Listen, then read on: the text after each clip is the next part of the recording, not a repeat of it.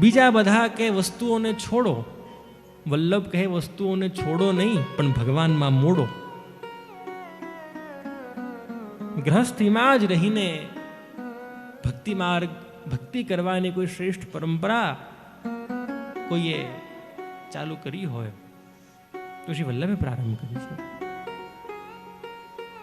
કર્મણ્યેવાધિકારસ્તે મા ફલેષુ કદાચન મા કર્મફલ હેતુર્ભુર્મા તે સંગોસ્ત્વ કર્મણી. ગીતામાં ભગવાનનો એક જ મુખ્ય ઉપદેશ છે, એક જ મુખ્ય સંદેશ છે કે involvement without attachment is the biggest lesson of Gita. લોકો પૂછતા છે ગીતામાં 700 શ્લોકો ક્યારે ભણવા જઈએ, આનું સાર શું, આપ અમને આનું સાર કહો. એક જ લાઈનમાં ગીતાનું સાર છે, આસક્ત થયા વગર કર્મ કરવું. આપ પ્લેનમાં મુંબઈમાં લેન્ડ થતા હો, ઉપરથી ખબર ટ્રાફિક દેખાય, પ્લેન 1000-2000 ફીટ ઉપર હોય, વિન્ડો સીટ પર બેસ્યા હો, અલગ અલગ રંગની ગાડીઓ દેખાય. આપણે ખુશ થઈએ કે અરે વાહ, જો કાળી પીળી લીલી ધોળી ગાડીઓ, આ તો પેલો રોડ છે, આ તો ઘાટકોપરનો રોડ છે, આ તો કાંદીવલીનો રોડ છે, આ તો બોરીવલીનો રોડ છે. લેન્ડ થયું પ્લેન, બેગેજ ક્લેમમાં ગયા, સામાન બહાર કાઢ્યું. 1.5 કલાક પછી પોતે જે ટ્રાફિકમાં ફસાયા, મજા આવે? ઉપરથી થતા હતા ખુશ, વસ્તુને એક ડિસ્ટન્સથી જોઈ તો આનંદ મળ્યો, પણ વસ્તુમાં પોતે ઇન્વોલ્વ થઈ ગયા તો ક્લેશ આવી ભાગમાં. વલ્લભ કહે કે વસ્તુઓને છોડો નહીં પણ ભગવાનમાં મોડો. સંન્યાસ નિર્ણય નામનું ગ્રંથ શ્રી વલ્લભે લખ્યું અને એમાં એ જ આપનો ઉપદેશ કે વૈષ્ણવને ક્યારે સંન્યાસ ન લેવો. ઘરમાં રહીને જ ભક્તિ કરો, ઘરમાં રહીને જ ભજન કરો. ગ્રહે સ્થિત્વા સ્વધર્મતઃ. એક ભાઈ કે કથા સાંભળી આવ્યા અને કહે बहुत संसार का बंधन मुझे नड़ रहा है, मैं संन्यास लूंगा.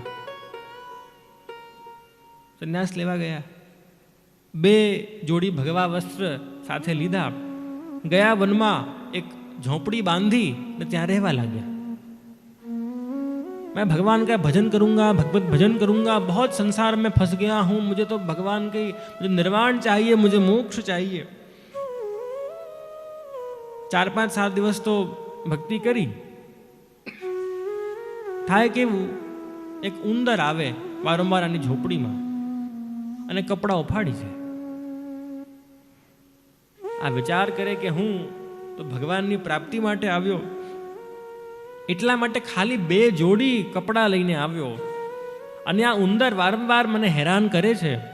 હવે આ ઉંદર કેમ કરીને મારા ઘરે ન આવે, મારા ઝોપડીમાં ન આવે અને મને ભજન કરવામાં ડિસ્ટર્બ ન કરે, એના માટે હું શું કરું? પાડોશી કહે દેખો ભૈયા, ઉંદર ડરે બિલાડીથી. એવું કરો, જો તમારા ઘરે વારંવાર ઉંદર આવતા હોય, એક બિલાડી તમારા ઘરે બાંધી લો. ઠીક છે, બિલાડી બાંધી. બિલાડી કે दूध लाओ, तो आ क्या अरे मैं तो भजन करने आया हूं, मैं तो भक्ति करने आया हूं, इसको मैं दूध कहां से दिवाने जाऊं? पड़ोसी कहे देखो भैया, वो गांव में वहां एक ग्वालिया रहता है और उसके वहां बहुत सारी गायें हैं, એવું કરો તમે ત્યાં જાઓ અને એની પાસે થોડું દૂધ માંગી લાવો. તો કે ઠીક છે, એવું કરીએ. દૂધ માંગી લાવ્યા. હવે 10-15 દિવસ તો પેલા ગ્વાડિયાએ દૂધ આપ્યું. પછી કહે કે અરે મહારાજ, વારંવાર આપ મારા ત્યાં દૂધ માંગવા આવી જાઓ છો, દૂધ જોઈતું હોય તો એવું કરો ને, તમારા ઘરે જ એક ગાય બાંધો. તો કે હા, આ બરાબર છે. ગાય બાંધી. હવે गाय के लाओ घास खवड़ाओ. तो कि अब घास कहाँ से लेने जाऊं मैं? फरी पहला कह के देखो भैया, वहां उसका बहुत बड़ा खेत है, उससे बोलो आपको घास दे दिया करेगा. थोड़ा दिवस आप भी बचिए कि मारा महाराज वारंवार शू घास मंगवाई जाओ छो आप. તો કે અરે ભૈયા મેં ભક્તિ કરને આયા હું. પછી એવું કરો, તમારું જે ખેત લઈ લો અહીંયા અને ત્યાં ખેતી કરાવડાવો, અને જે ઘાસ થાય તમારી ગાયને ખવડાવો.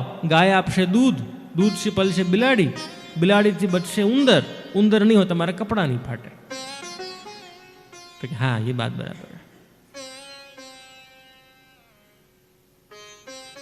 ખેત લીધો, માણસો રાખ્યા. पहला पोते खेती करता, પછી विचार करे कि अरे मैं भक्ति करने आया हूँ, मैं खेती कब करूँ, भक्ति कब करूँ, मेरा सब समय तो खेती करने में ही जा रहा है, मैं जिसके लिए मैंने संन्यास लिया भगवत अर्थ तो मैं कुछ कर ही नहीं पा रहा. एक नौकर रख लेता हूँ. नौकर राख्यो कि महाराज लाओ पैसा, महीनो पूरो थयो એટલે कि अरे बेटे पैसे कहाँ से लाऊं, मैं तो सन्यासी हूँ, मैं तो वैरागी हूँ, भजन करने आया हूँ. तो आ प्रियजनों નીકળ્યા હતા ભક્તિ કરવા. કપડાં ફાડ્યા પેલા ઉંદરે, એના માટે રાખી બિલાડી, બિલાડીને પીવડાવવું પડે દૂધ, એના માટે રાખી ગાય, ગાયને ખવડાવવી પડે ઘાસ, એના માટે કરી ખેતી, અને ખેતી કરવી પડે એના માટે રાખ્યો માણસ. શું મતલબ થયું? વલ્લભ આજ્ઞા કરે વૈષ્ણવને ક્યારે પણ સંન્યાસ ન લેવો, કાંદીવલીમાં રહીને જ ભક્તિ કરો, માયાડુ નગરી મુંબઈમાં રહીને જ ભક્તિ કરો તમે.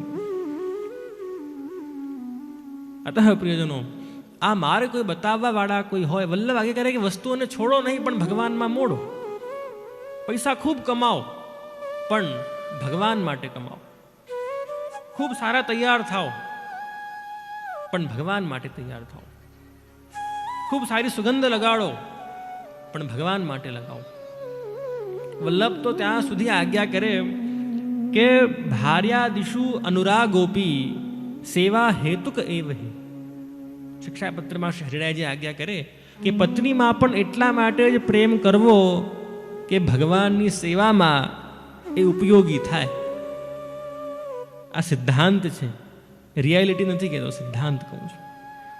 હવે આ વાત અમે કોઈના લગ્નમાં ગયા હોઈએ અને ત્યાં હસ્તમેળાપમાં કહી આવીએ, મારું લગ્નમાં જવાનું બંધ થઈ જાય. પત્નીમાં પણ એટલું જ પ્રેમ રાખો ભગવાનની ઉપયોગી થાય.